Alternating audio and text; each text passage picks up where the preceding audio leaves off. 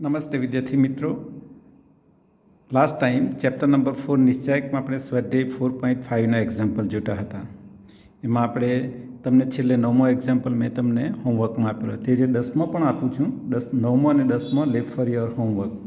આપણે 11મો એક્ઝામ્પલ જોઈએ. જુઓ કે શ્રેણિક 1 0 0 0 cos alpha sine alpha 0 sine alpha minus cos alpha આ આપણને શ્રેણિક આપેલો છે. એનો આપણે વ્યસ્ત શ્રેણિકનું અસ્તિત્વ ધરાવતો હોય તો એનો વ્યસ્ત શ્રેણિક શોધવાનો છે. વિદ્યાર્થી મિત્રો, જ્યારે જ્યારે તમને જે શ્રેણિક આપેલો તે પહેલું નામકરણ કરીએ તો અહીં આપણને શું આપેલું છે? અહીં શ્રેણિક A equal to what is given? 1 0 0 0 cos alpha sine alpha 0 sine alpha minus cos alpha. લખો ત્યારે ખાસ કાળજી રાખવી, પ્લસ ઓર માઇનસની સિલી મિસ્ટેક થવી જોઈએ નહીં.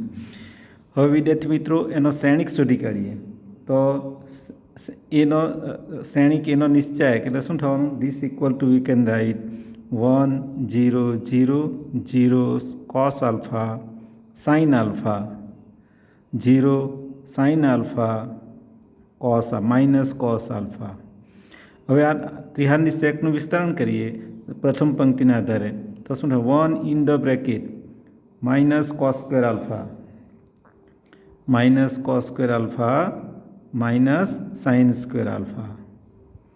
વિદ્યાર્થી મિત્રો, -1 કોમન કાઢીએ એટલે શું થશે? This equal to -1 in the bracket cos square alpha plus sine square alpha. Using fundamental identity, મૂળભૂત નિત્યસમનો ઉપયોગ કરો. -1 into 1 equal to plus -1. This is not equal to 0. Right? That means શ્રેણિક એના નિશ્ચાયકનું મૂલ્ય શૂન્ય નથી. માટે આપણે કહી શકીએ કે એ ઇન્વર્સનું અસ્તિત્વ છે. અસ્તિત્વ હોય તો કઈ રીતે શોધવાનું? આપણે જાણીએ છીએ કે એ ઇન્વર્સ ઇક્વલ ટુ 1 શ્રેણિક એનો નિશ્ચાયક into adjoint of matrix A. એટલે એડજોઇન્ટ એ તમારે શોધવો પડે. ચાલો, એડજોઇન્ટ એ શોધવા માટે શું કરવું પડે? આ જે નિશ્ચાયકના જે બધા ઘટકો છે એને સહવયવ શોધવો પડે. સહવયવ શોધવા માટે શું? A11 A12 capital A13 A21 A22 A23 આ બધા ઘટકોના સહવયવ શોધવા પડે. A31 A32 અને A33 આ બધા સહવયવ શોધવા પડે. સહવયવ માટેનું સૂત્ર છે કે એઆઈજીનો સહવયવ બરાબર -1/i+j ઇન્ટુ એઆઈજીનો ઉપનિશ્ચાયક. વિદ્યાર્થી મિત્રો, અહીંયા A11 એટલે પહેલી હાર અને પહેલા સ્તંભમાં આવેલો ઘટક કયો? 1. રાઈટ? એટલે -1/1 + 1 એટલે 2 થવાનું. -1નો વર્ગ એટલે +1 થવાનું. એટલે પ્લસ પછી એને સમાવટી અને ઇન્ટુ એનો ઉપનિશ્ચાયક એને સમાવટી હાર અને સમાવતો સ્તંભ દૂર કરીએ એટલે cos square alpha minus sine square alpha એટલે શું આવશે? -1 આવશે. -1 ઇન્ટુ +1 એટલે -1 અહીંયા આવશે. શું આવશે?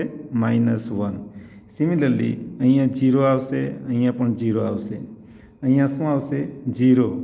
અહીંયા માઇનસ કોસ આલ્ફા આવશે, અહીંયા માઇનસ સાઇન આલ્ફા આવશે, અહીંયા A31 એટલે કયો? 0નો સહવયવ એટલે A31 એટલે -1/4 એટલે પ્લસ ચિહ્ન થવાનું. એને સમાવટી હાર અને સ્તંભ દૂર કરો તો sign alpha minus cos alpha એટલે સાઇન આલ્ફા એટલે શું આવશે? અહીંયા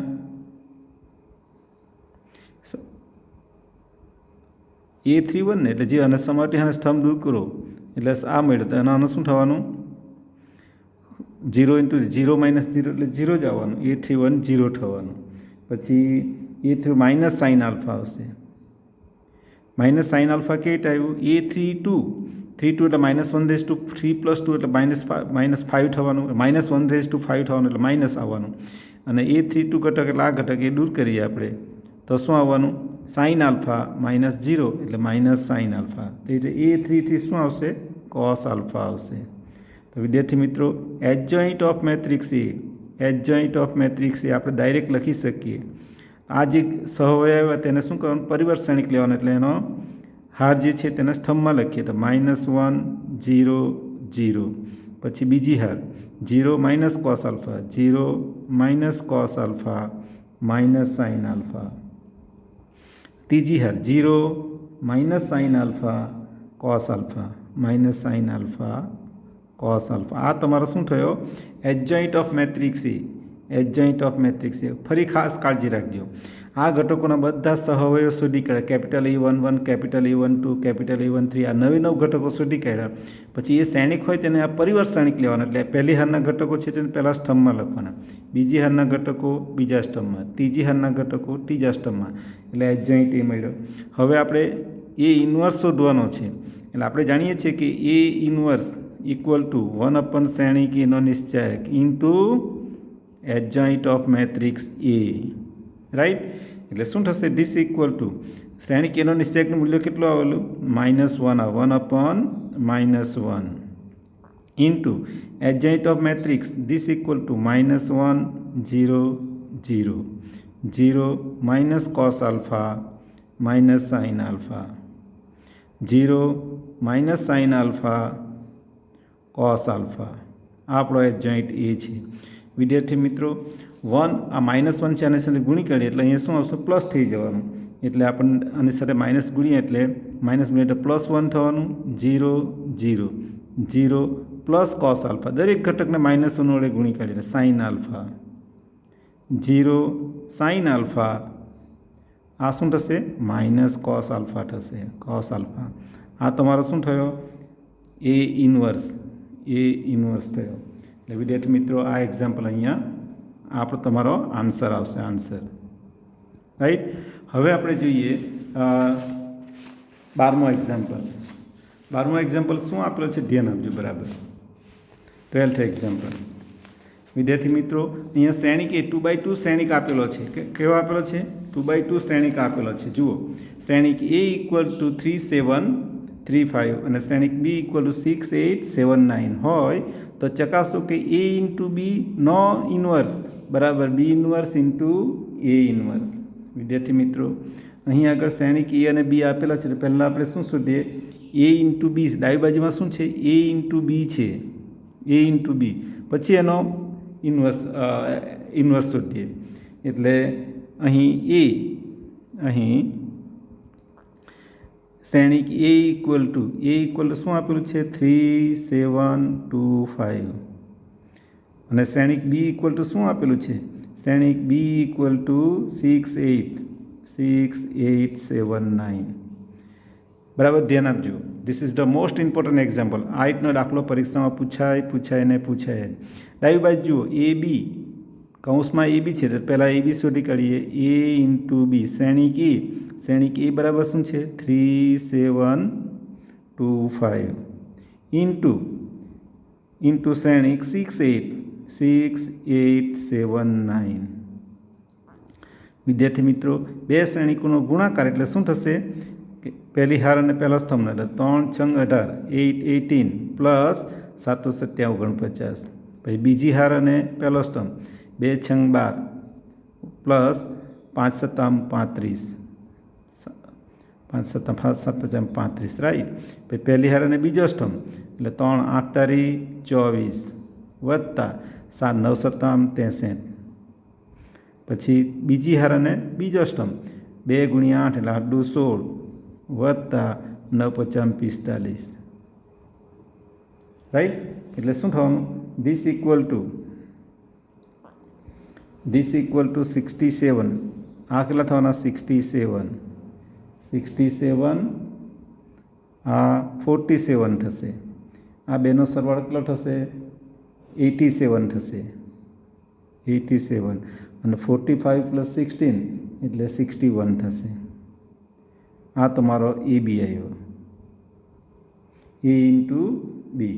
હવે જુઓ, એ બી એનો શ્રેણિક લઈ લઈએ, એ ઇન્ટુ બી નિશ્ચાયક શોધી કાઢીએ તો શું થવાનું, this into this minus this into નિશ્ચાયકમાં શું થવાનું, 6 6 7 8 7 4 7 6 1. આ નિશ્ચાયકનું મૂલ્ય શોધી કાઢીએ તો શું થવાનું, this equal two this equal to 67 into 61, 67 into 61 minus 87 into 47, this equal to 7 એકુ 7 એટલે 4087 માઇનસ 7 7 49 એટલે 4089. This equal to -2. -2 is not equal to 0. એટલે શું થવાનું? શ્રેણિક એ ઇન્ટુ બી શ્રેણિકનો નિશ્ચયકનું મૂલ્ય શૂન્ય નથી. માટે આપણે એમ કહી શકીએ કે એ બી ઇન્વર્સનું અસ્તિત્વ છે.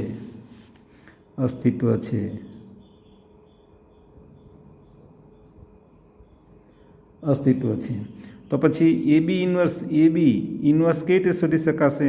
ધીસ ઇક્વલ ટુ 1/, એ બી નિશ્ચયક 1/, શ્રેણિક એ બીનું નિશ્ચયકનું મૂલ્ય into adjoint of matrix A. વિદ્યાર્થી મિત્રો, અહીંયા એડજોઇન્ટ ઓફ મેટ્રિક્સ એ શોધવાનું છે. શ્રેણિક એ 1/, એનું મૂલ્ય કેટલું આવ્યું? -2 into adjoint of matrix A. વિદ્યાર્થી મિત્રો, મેટ્રિક્સ એ બી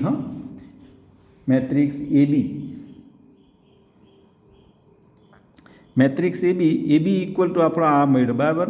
એનો જો એડજોઇન્ટ એ બી શોધવાનો હોય, એડજોઇન્ટ ઓફ મેટ્રિક્સ એ બી, એટલે એના હું અગ્રવિકર્ણ ઘટકોને અદલા બદલી કરો એટલે અહીંયા શું આવશે? 61 67. આ અગ્રવિકર્ણ ઘટકોની અદલા બદલી કરીને પ્રતિવિકર્ણ ઘટકોનું ચિહ્ન બદલવાનું છે. એટલે માઇનસ પ્લસ છે તે માઇનસ કરવાનું, -87. આ તમારો શું આવ્યો? શ્રેણિક એ બી નો inverse. This is the result number 1. આ આપણી ડાબી બાજુ આવી ગઈ. હવે જમણી બાજુ શોધવાની છે. આ બાજુ શ્રેણિક એ ઇક્વલ ટુ, આ બાજુ હવે શ્રેણિક એ ઇક્વલ ટુ શું આપેલું છે? શ્રેણિક એ ઇક્વલ ટુ 3725, રાઈટ. તો શ્રેણિક એનો નિશ્ચયક બરાબર શું થવાનું? નિશ્ચયકમાં 3725.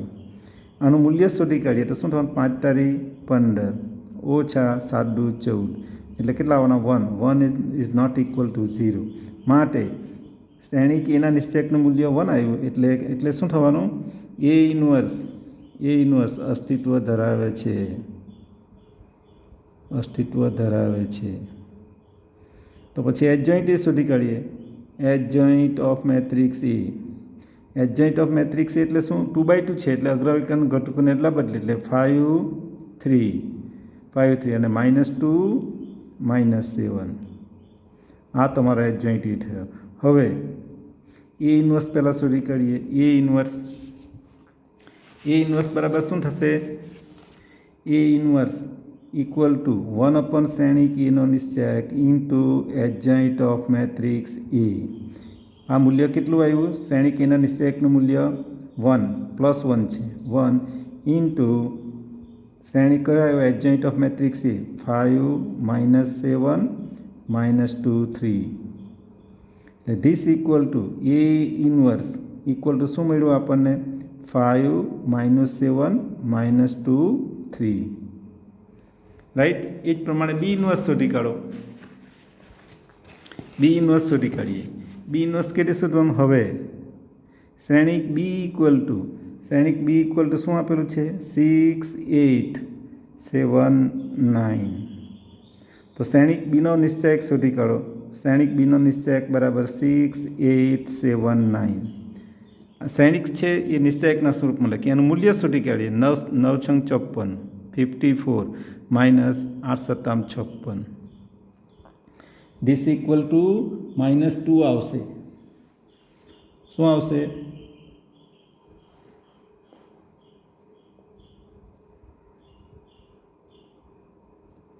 -2.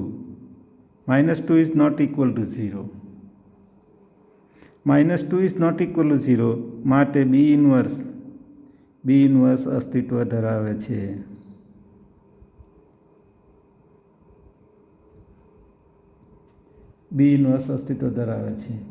એટલે પહેલાં તો એડજોઇન્ટ બી શોધી કાઢીએ. એડજોઇન્ટ ઓફ મેટ્રિક્સ બી એટલે એડજોઇન્ટ ઓફ મેટ્રિક્સ બી આ બાજુ જુઓ મેટ્રિક્સ બી બસ 6, 8, 7, 9 છે. એનો અગ્રવિકર્ણ ઘટકોના એડજોઇન્ટ એ મેળવવા માટે શું કરવાનું? અગ્રવિકર્ણના ઘટકોને એટલે બદલી કરી એટલે 9, 6 થવાનું અને પ્રતિવિકર્ણના ઘટકોનું ચિહ્ન બદલી એટલે બંને પ્લસ છે તે માઇનસ થઈ જશે -8. આપણો એડજોઇન્ટ બી થયો. રાઈટ. હવે બી ઇનવર્સ ઇક્વલ ટુ 1 શ્રેણિક બીનો નિશ્ચયક into adjoint of matrix B એટલે this equal to B inverse equal to 1 -2 in the bracket in the adjoint B શું આપેલો છે? શ્રેણિક 9, -8, -7, 6 એટલે શું થવાનું? ધીસ ઇક્વલ ટુ 1/2 -9, 8, 7, -6 આમ થશે. આ માઇનસ ચિહ્ન અંદર જતું રહ્યું. રાઈટ. ચાલો હવે આપણે શું કરીએ? જમણી બાજુ શું છે? બી ઇનવર્સ ઇન્ટુ એ ઇનવર્સ. આ એક્ઝામ્પલ અહીંયા લઈએ છીએ. જુઓ હવે આપણે શું લઈએ છીએ? બી ઇનવર્સ ઇન્ટુ એ ઇનવર્સ. શ્રેણિક બી ઇનવર્સ શું આવ્યો? -9, 8. આ બી ઇનવર્સ છે આપણો. બી ઇનવર્સ -9, 8, 7, -6 છે ઇન્ટુ એ ઇનવર્સ શું છે? એ ઇનવર્સ આપણો નંબર 2. એ ઇનવર્સ 61 1/2 છે ને 1/2 61 -87 -47 67 આ બી ઇનવર્સ એ ઇનવર્સ થયો.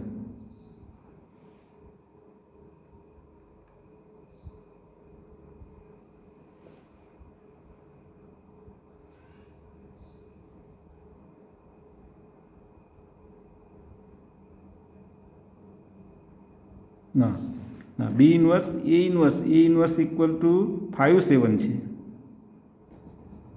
ફરીથી B inverse A inverse equal to B inverse શું આવ્યો? -1/2 -9, 8, 7, -6 ઇન્ટુ એ ઇનવર્સ અહીંયા આપણે મેળવેલો છે. A inverse yes A inverse આ રિઝલ્ટ નંબર 2 અને આ 3. A inverse 5, 7 -7 -2 3. Right. This equal to હવે આપણે બે ઇનવર્સ જુઓ -9, 8 હા આમાંથી માઇનસ જો બહાર કાઢી લઈએ -1/2 આ -1/2 in the bracket 9, -8, -7, 6 into 5, 7 -2 3 this equal two we can write -1/2. આ બે શ્રેણિકોનો ગુણાકાર કરીએ તો શું થવાનું? 9 × 5 = 45. પહેલી હાર અને પહેલો સ્તંભ 45 + 16 આ શું થશે? -35 -12 -35 -12 પછી આ શું થશે? -63 -24 અને આ થશે 49 + 18 એટલે જવાબ શું થશે? This equal two -1/2 in the bracket 61 87 -47 67. This is the result number 4.